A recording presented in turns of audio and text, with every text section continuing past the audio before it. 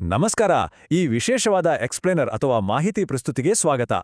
ಇವತ್ತು ನಾವು ಒಂದು ಕಠಿಣ ವಾಸ್ತವದ ಬಗ್ಗೆ, ಶೈಕ್ಷಣಿಕ ಸಂಸ್ಥೆಗಳ ಮಟ್ಟಿಗೆ ಹೇಳೋದಾದರೆ ಒಂದು ಎಚ್ಚರಿಕೆಯ ಘಂಟೆಯ ಬಗ್ಗೆ ಮಾತನಾಡಲಿದ್ದೇವೆ.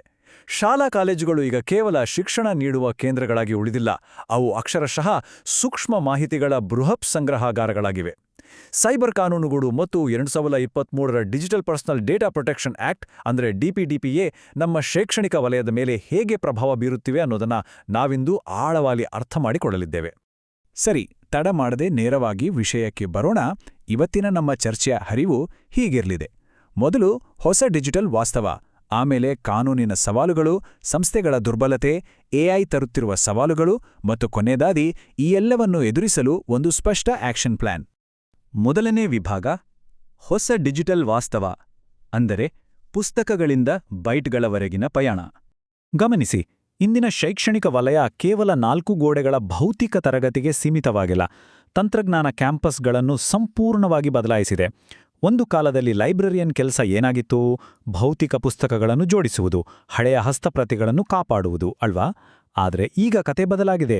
ಇಂದಿನ ಆಧುನಿಕ ಯುಗದಲ್ಲಿ ಆಡಳಿತಗಾರರು ಅಕ್ಷರಶಃ ಡೇಟಾ ಕಸ್ಟೋಡಿಯನ್ಗಳಾಗಿದ್ದಾರೆ. ಆನ್ಲೈನ್ ಲಾಗ್ಗಳು, ವಿದ್ಯಾರ್ಥಿಗಳ ಅತಿ ಸೂಕ್ಷ್ಮ ವೈಯಕ್ತಿಕ ಮಾಹಿತಿ, ಇವೆಲ್ಲವನ್ನು ಹ್ಯಾಕರ್ಗಳಿಂದ ಸುರಕ್ಷಿತವಾಗಿ ಕಾಪಾಡುವ ಹೈ ರಿಸ್ಕ್ ಜವಾಬ್ದಾರಿ ಈಗ ಅವರ ಮೇಲಿದೆ. ಇದು ನಮ್ಮ ಎರಡನೇ ವಿಭಾಗಕ್ಕೆ ಕರೆದೊಯ್ಯುತ್ತದೆ, ಕಾನೂನಿನ ಸವಾಲುಗಳು ಮತ್ತು ಕಠಿಣ ವಾಸ್ತವಗಳು. ಈ ಡಿಜಿಟಲ್ ಬದಲಾವಣೆ ಬರೀ ಟೆಕ್ನಾಲಜಿಗೆ ಸೀಮಿತವಾಗಿಲ್ಲ, ಇದರ ಜೊತೆಗೆ ಅತ್ಯಂತ ಗಂಭೀರವಾದ ಕಾನೂನು ಪರಿಣಾಮಗಳು ಇವೆ. ಜಸ್ಟ್ ಇಮ್ಯಾಜಿನ್ ಮಾಡಿ, 250 ಕೋಟಿ ರೂಪಾಯಿಗಳು. ಹೌದು, ನೀವು ಕೇಳಿದ್ದು 100% ಸತ್ಯ. ಹೊಸ ಡಿಪಿಡಿಪಿಯ 2023 ಕಾನೂನಿನ ಪ್ರಕಾರ ಡೇಟಾ ಉಲ್ಲಂಘನೆ ಆದರೆ ಬೀಳಬಹುದಾದ ಗರಿಷ್ಠ ದಂಡ ಇದು. ನಾವು ಬರೀ ಶಾಲೆ, ಕಾಲೇಜುಗಳು, ವಾಣಿಜ್ಯ ಸಂಸ್ಥೆಗಳಲ್ಲ ಅಂಥೇಳಿ ನುಣುಚಿಕೊಳ್ಳುವ ಹಾಗಿಲ್ಲ.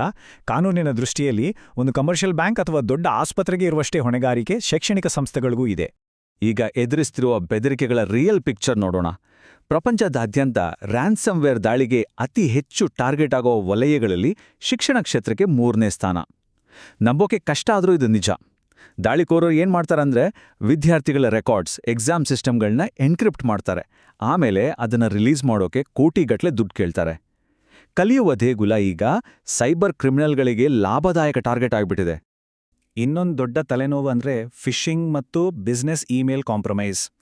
ಇದು ಹೇಗಿರುತ್ತೆ ಅಂದರೆ, ಹ್ಯಾಕರ್ಗಳು ಅಸ್ಲಿಯಂತೆ ಕಾಣುವ ನಕಲಿ ಲಾಗಿನ್ ಪೇಜ್ಗಳನ್ನ ಕ್ರಿಯೇಟ್ ಮಾಡ್ತಾರೆ. ಅದರ ಮೂಲಕ ಲಾಗಿನ್ ಡೀಟೇಲ್ಸ್ ಕದೀತಾರೆ. ವಿಶೇಷವಾಗಿ ಫೈನಾನ್ಸ್ ಡಿಪಾರ್ಟ್ಮೆಂಟ್ಗಳನ್ನ ಗುರಿಯಾಗಿಸ್ಕೊಂಡು ಶುಲ್ಕದ ವಂಚನೆ ಮಾಡೋದು ಮತ್ತು ಡೇಟಾ ಕದ್ದು ಹೊರಹಾಕೋದು ಈಗ ಕಾಮನ್ ಆಗಿದೆ. ಇಲ್ಲಿ ನಾವು ಗಮನಿಸಲೇಬೇಕಾದ ಮತ್ತೊಂದು ಆಘಾತಕಾರಿ ವಿಚಾರ ಇದೆ. ಅಪಾಯ ಯಾವಾಗಲೂ ಹೊರಗಿನಿಂದಲೇ ಬರಬೇಕು ಅಂತೇನಿಲ್ಲ. ಸಂಸ್ಥೆಯ ಒಳಗಿನವರೇ ಆಗಿರುವ ಪ್ರಿವಿಲೇಜ್ಡ್ ಆಕ್ಸೆಸ್ ಇರುವ ಅತೃಪ್ತ ಸಿಬ್ಬಂದಿ ಅಥವಾ ಕೆಲವೊಮ್ಮೆ ವಿದ್ಯಾರ್ಥಿಗಳೇ ಪ್ರಶ್ನೆ ಪತ್ರಿಕೆ ಲೀಕ್ ಮಾಡೋದು, ಗ್ರೇಡ್ಗಳನ್ನ ಬದಲಾಯಿಸೋದು ಅಥವಾ ಪರ್ಸನಲ್ ರೆಕಾರ್ಡ್ಗಳನ್ನ ಮಾರಾಟ ಮಾಡೋ ಚಾನ್ಸಸ್ ತುಂಬಾನೇ ಇರುತ್ತೆ. ಮತ್ತು ಕ್ರಿಡೆನ್ಷಿಯಲ್ ಸ್ಟಫಿಂಗ್ ಅನ್ನೋ ಇನ್ನೊಂದು ಟೆಕ್ನಿಕ್ ಕೂಡ ಇದೆ. ಎಲ್ಲೋ ಬೇರೆ ಪ್ಲಾಟ್ಫಾರ್ಮ್ಗಳಲ್ಲಿ ಕದ್ದ ಪಾಸ್ವರ್ಡ್ಗಳನ್ನ ತಂದು ಅದನ್ನೇ ಬಳಸಿ ಕಾಲೇಜಿನ ಪೋರ್ಟಲ್ಗಳಿಗೆ ನುಗ್ತಾರೆ. ಇದರಿಂದ ಏನಾಗುತ್ತೆ? ನಕಲಿ ಸರ್ಟಿಫಿಕೇಟ್ಗಳು ಕ್ರಿಯೇಟ್ ಆಗ್ತವೆ. ಹಾಗೆ ಸ್ಕಾಲರ್ಶಿಪ್ ಅಥವಾ ಆರ್ಥಿಕ ನೆರವಿನ ವ್ಯವಸ್ಥೆಗಳು ದುರ್ಬಳಕೆಯಾಗ್ತವೆ. ಇದೊಂದು ದೊಡ್ಡ ಚಕ್ರವ್ಯೂಹವಿದ್ದಂತೆ. ಮತ್ತು ಈ ಟೇಬಲ್ ನೋಡಿ, ಇದು ಪರಿಸ್ಥಿತಿಯ ಗಂಭೀರತೆಯನ್ನು ಅತ್ಯದ್ಭುತವಾಗಿ ವಿವರಿಸುತ್ತದೆ. ನಿಯಮಾವಳಿಗಳನ್ನು ಪಾಲಿಸದಿದ್ರೆ ಕಾದಿರುವ ಭೀಕರ ಪರಿಣಾಮಗಳಿವು. ಡೇಟಾ ಭದ್ರತೆಯಲ್ಲಿ ಫೇಲ್ ಆದ್ರೆ 250 ಕೋಟಿ ಫೈನ್. ಅಪ್ರಾಪ್ತ ವಯಸ್ಕರ ಡೇಟಾ ನಿರ್ವಹಣೆಯಲ್ಲಿ ತಪ್ಪಿದ್ರೆ 200 ಕೋಟಿ. ಒಂದು ವೇಳೆ ಡೇಟಾ ಪ್ರೊಟೆಕ್ಷನ್ ಆಫೀಸರ್ ಇಲ್ಲ ಅಂದ್ರೆ 150 ಕೋಟಿ. ಐಟಿ ಕಾಯ್ದೆ 2000 ಪ್ರಕಾರ ಅನಧಿಕೃತ ಆಕ್ಸೆಸ್ ಆದ್ರೆ ಮಿತಿಯಿಲ್ಲದ ನೈಜ ಪರಿಹಾರ ಕೊಡಬೇಕು. ಜೊತೆಗೆ ವೈಕೇರಿಯಸ್ ಲಯಬಿಲಿಟಿ ಅಡಿಯಲ್ಲಿ ಆಡಳಿತ ಮಂಡಳಿಗೆ ಜೈಲು ಶಿಕ್ಷೆ ಕೂಡ ಆಗುವ ಸಾಧ್ಯತೆ ಇದೆ. ಖಂಡಿತ ಇದು ಎಚ್ಚೆತ್ತುಕೊಳ್ಳಬೇಕಾದ ಸಮಯ. ವಿಭಾಗ 3, ಶಾಲೆಗಳು ಏಕೆ ಇಷ್ಟು ದುರ್ಬಲವಾಗಿವೆ? ಆ ಸಾಂಪ್ರದಾಯಿಕ ಮನಸ್ಥಿತಿ. ನಿಮ್ಗೆಲ್ಲ ಒಂದು ಪ್ರಶ್ನೆ ಮೂಡಿರ್ಬೋದು. ಐಟಿ ಕಂಪನಿಗಳಿಗೆ ಹೋಲಿಸಿದ್ರೆ ಶಾಲಾ ಕಾಲೇಜುಗಳೇ ಏಕೆ ಇಷ್ಟು ಸುಲಭವಾಗಿ ಸೈಬರ್ ದಾಳಿಗೆ ತುತ್ತಾಗ್ತಿವೆ? ಕಾರಣ ಸಿಂಪಲ್. ನಮ್ಮ ಶೈಕ್ಷಣಿಕ ಸಂಸ್ಥೆಗಳ ಮೂಲ ಸಂಸ್ಕೃತಿಯೇ ಜ್ಞಾನವನ್ನು ಹಂಚುವುದು. ಡೇಟಾ ಹಂಚಿಕೊಳ್ಳೋ ವಿಚಾರದಲ್ಲಿ ಈ ಸಂಸ್ಥೆಗಳು ಮೊದಲಿನಿಂದಲೂ ತುಂಬಾನೇ ಓಪನ್ ಆಗಿರ್ತವೆ, ಉದಾರವಾಗಿರ್ತವೆ. ಆದರೆ ಈ ಓಪನ್ ಕಲ್ಚರ್ ಅಥವಾ ಉದಾರತೆಯೇ ಇಂದಿನ ಕಟ್ಟುನಿಟ್ಟಾದ ಕಾನೂನಿನ ಕಣ್ಣಲ್ಲಿ ಅತೀ ದೊಡ್ಡ ವೀಕ್ನೆಸ್ ಆಗಿ ಬದಲಾಗಿದೆ. ಇದು ಕೇವಲ ಸೈದ್ಧಾಂತಿಕ ಅಪಾಯಗಳಲ್ಲ ಅನ್ನೋದಕ್ಕೆ ಇತಿಹಾಸವೇ ಸಾಕ್ಷಿ. 2000ನೇ ಇಸ್ವಿಯಲ್ಲಿ ಐಟಿ ಆಕ್ಟ್ ಬಂತು. 2004ರಲ್ಲಿ ಐಐಟಿ ಖರಗ್ಪುರದಲ್ಲಿ ಒಂದು ಎಂಎಂಎಸ್ ಕೇಸ್ ಆದಾಗ ಸಂಸ್ಥೆಯ ಆಡಳಿತಾಧಿಕಾರಿಗಳು ವೈಕೇರಿಯಸ್ ಲಯಬಿಲಿಟಿ ಅಡಿಯಲ್ಲಿ ಕಾನೂನು ಸಮರ ಎದುರಿಸಬೇಕಾಗಿ ಬಂತು. ಇತ್ತೀಚೆಗೆ 2024ರಲ್ಲಿ ದಕ್ಷಿಣ ಕೊರಿಯಾದ ಯೂನಿವರ್ಸಿಟಿಗಳಿಗೆ ಡೇಟಾ ಲೀಕ್ ಆದದ್ದಕ್ಕೆ ಕೋಟಿಗಟ್ಟಲೆ ದಂಡ ಬಿದ್ದಿದೆ.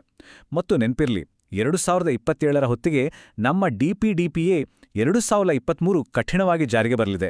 ಅಪಾಯ ದಿನೇ ದಿನೇ ಹೆಚ್ಚಾಗ್ತಾನೇ ಇದೆ. ಶಾಲೆ ಕಾಲೇಜ್ಗಳಲ್ಲಿ ನಮಗೆ ಅರಿವಿಲ್ಲದೆಯೇ ಎಷ್ಟೊಂದು ಡೇಟಾ ಗುಡ್ಡೆ ಹಾಕಲಾಗಿರುತ್ತೆ ಅಂತ ಒಮ್ಮೆ ಯೋಚಿಸಿ.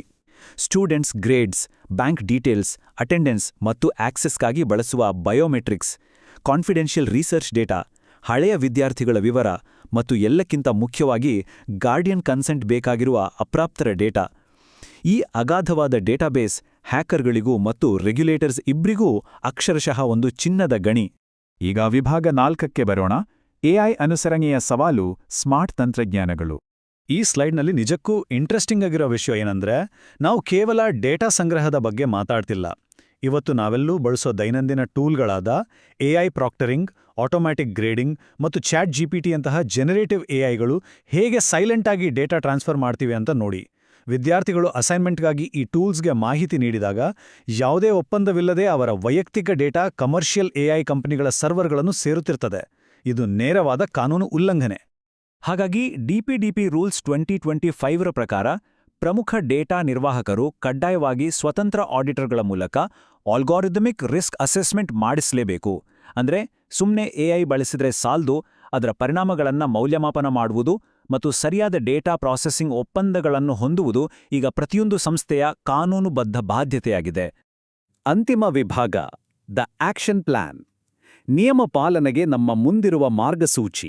ಇಲ್ಲಿಯವರೆಗೂ ನಾವು ಪ್ರಾಬ್ಲಮ್ಸ್ನ ತೀವ್ರತೆಯನ್ನ ನೋಡಿದ್ವಿ. ಸರಿ, ಪರಿಹಾರ ಏನು? ಇಲ್ಲಿನ ನಿರ್ಣಾಯಕ ಅಂಶವೆಂದ್ರೆ ಅಡಿಪಾಯವನ್ನ ಭದ್ರ ಮಾಡ್ಕೊಳ್ಳೋದು. ಫೇಸ್ 1ರಲ್ಲಿ ಮೊದಲು ಡೇಟಾ ಪ್ರೊಟೆಕ್ಷನ್ ಆಫೀಸರ್ ಡಿಪಿಒ ಅನ್ನ ನೇಮಿಸಿ. ಸಂಸ್ಥೆಯಲ್ಲಿರುವ ಪ್ರತಿಯೊಂದು ಡೇಟಾ ಹರಿವಿನ ಪ್ರಕ್ರಿಯೆಯನ್ನ ಮ್ಯಾಪ್ ಮಾಡಿ. ಆಮೇಲೆ ಎಲ್ಲಾ ವೈಯಕ್ತಿಕ ಡೇಟಾವನ್ನ ವರ್ಗೀಕರಿಸಿ. ಸರಿಯಾದ ಪ್ರೈವಸಿ ನೋಟಿಸ್ಗಳನ್ನ ರೆಡಿ ಮಾಡಿ. ಮತ್ತು ಮೋಸ್ಟ್ ಇಂಪಾರ್ಟೆಂಟ್, ವಿದ್ಯಾರ್ಥಿಗಳು ಮತ್ತು ಪೋಷಕರಿಂದ ಕಾನೂನುಬದ್ಧವಾಗಿ ಒಪ್ಪಿಗೆ ಪಡೆಯುವ ಕನ್ಸೆಂಟ್ ಮ್ಯಾನೇಜ್ಮೆಂಟ್ ವ್ಯವಸ್ಥೆಯನ್ನ ಜಾರಿಗೆ ತನ್ನಿ. ಈಗ ಇದು ಮುಂದಿನ ಹಂತಕ್ಕೆ ಹೇಗೆ ಬಿಲ್ಡ್ ಆಗುತ್ತೆ ಅಂತ ಮಾಡೋಣ.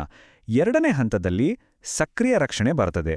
ಎಲ್ಲ ಥರ್ಡ್ ಪಾರ್ಟಿ ವೆಂಡರ್ಗಳೊಂದಿಗೆ, ಅಂದರೆ ಕ್ಲೌಡ್ ಸೇವೆಗಳು, ಎಡ್ಟೆಕ್ ಪ್ಲಾಟ್ಫಾರ್ಮ್ಗಳ ಜೊತೆ ಕಟ್ಟುನಿಟ್ಟಿನ ಒಪ್ಪಂದಗಳನ್ನು ಮಾಡ್ಕೊಳ್ಬೇಕು.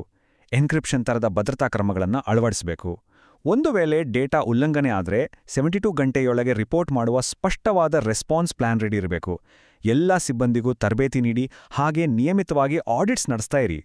ಇದೆಲ್ಲ ಕೇಳೋಕೆ ತುಂಬ ಕಾಂಪ್ಲೆಕ್ಸ್ ಅನ್ಸ್ಬೋದು, ಆದರೆ ಸಂಸ್ಥೆಗಳು ಶೂನ್ಯದಿಂದ ಶುರು ಮಾಡಬೇಕಾಗಿಲ್ಲ. ಶೈಕ್ಷಣಿಕ ಸಂಸ್ಥೆಗಳಿಗೆ ಮಾರ್ಗದರ್ಶನ ನೀಡಲು ಡಿಜಿಪಿಎಸ್ಐ ಅಂದರೆ data governance and protection standard of ಇಂಡಿಯಾದಂಥ ಚೌಕಟ್ಟುಗಳು ಈಗಾಗಲೇ ಲಭ್ಯವಿವೆ. ಇದು ಸಂಕೀರ್ಣವಾದ ಕಾನೂನು ಭಾಷೆಯನ್ನು ಅರ್ಥ ಮಾಡಿಕೊಂಡು ಸಂಸ್ಥೆಗಳು ಅಳವಡಿಸಿಕೊಳ್ಳಬಹುದಾದ ಸರಳ ಆಡಳಿತಾತ್ಮಕ ಪರಿಹಾರಗಳನ್ನಾಗಿ ಕನ್ವರ್ಟ್ ಮಾಡ್ತದೆ. ಈ ಬೃಹತ್ ಪರಿವರ್ತನೆಯನ್ನು ಇದು ತುಂಬಾನೇ ಸುಗಮ ಮಾಡ್ತದೆ. ಕೊನೆಯದಾಗಿ ನಮ್ಮೆಲ್ಲರನ್ನೂ ಚಿಂತನೆಗೆ ಹಚ್ಚುವ ಒಂದು ಪ್ರಶ್ನೆಯೊಂದಿಗೆ ಈ ಪ್ರಸ್ತುತಿಯನ್ನ ಮುಗಿಸೋಣ. ನಮ್ಮ ಕ್ಯಾಂಪಸ್ನಲ್ಲಿರೋ ಗ್ರಂಥಾಲಯಗಳು ಕೇವಲ ಪುಸ್ತಕಗಳ ಸಂಗ್ರಹಾಲಯವಾಗಿ ಉಳಿದೆ, ವಿದ್ಯಾರ್ಥಿ ಸಮುದಾಯದ ಹೊಸ ಡಿಜಿಟಲ್ ಐಡೆಂಟಿಟಿ ಕಸ್ಟೋಡಿಯನ್ಸ್ ಮತ್ತು ಕನ್ಸೆಂಟ್ ಮ್ಯಾನೇಜರ್ಸ್ ಆಗಿ ಬದಲಾಗಬಹುದೇ? ಖಂಡಿತ ಯೋಚಿಸಿ. ಡಿಜಿಟಲ್ ಯುಗದಲ್ಲಿ ಶೈಕ್ಷಣಿಕ ಸಂಸ್ಥೆಗಳು ತಮ್ಮ ಜವಾಬ್ದಾರಿಯನ್ನ ಮರುಪರಿಕಲ್ಪನೆ ಮಾಡಿಕೊಳ್ಳುವ ಸಮಯ ಈಗ ಬಂದಿದೆ. ಈ ಎಕ್ಸ್ಪ್ಲೇನರ್ ನಿಮ್ಗೆ ಮುಂಬರುವ ಸವಾಲುಗಳನ್ನು ಎದುರಿಸಲು ಒಂದು ಸ್ಪಷ್ಟ ದೃಷ್ಟಿಕೋನವನ್ನು ನೀಡಿದೆ ಅಂತ ಭಾವಿಸ್ತೇವೆ. ಮಾಹಿತಿಯುಕ್ತರಾಗಿರಿ, ಸುರಕ್ಷಿತವಾಗಿರಿ.